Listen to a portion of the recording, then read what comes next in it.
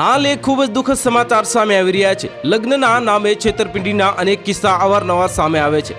ત્યારે આવી જ એક ઘટના સુરતના વરાછા પોલીસ સ્ટેશન હદ વિસ્તારમાં સામે આવી છે, જ્યાં લગ્નના નામે બે લોકો સાથે છેતરપિંડી થઈ છે અને આ ઘટનાના લઈને બંને ભોગ બનનારાઓએ વરાછા પોલીસ સ્ટેશનમાં ફરિયાદ નોંધાવી છે, જેથી પોલીસે સમગ્ર મામલે ગુનો નોંધીને વધુ તપાસ હાથ ધરી છે।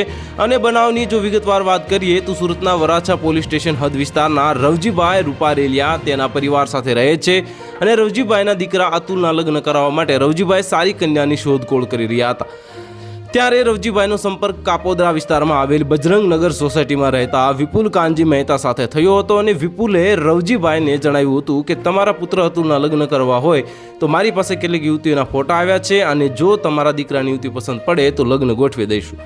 વિપુલના કહ્યા બાદ રવજીભાઈ યુવતીના ફોટા તેના દીકરાને અતુલને બતાવ્યા હતા અને અતુલને કુંતા નામની યુવતી પસંદ આવી હોવાના કારણે ત્યાં યુવતી સાથે લગ્ન કરવા માટે રાજી થયો હતો। ત્યારબાદ વિપુલે ભાઈને જે મુલાકાત સંજય ગાભાણી નામના દલાલ સાથે કરાવી હતી અને સંજયની મધ્યસ્થી વચ્ચે 10 ઓગસ્ટના રોજ અતુલ અને કુંતાની સગાઈ નક્કી થઈ હતી।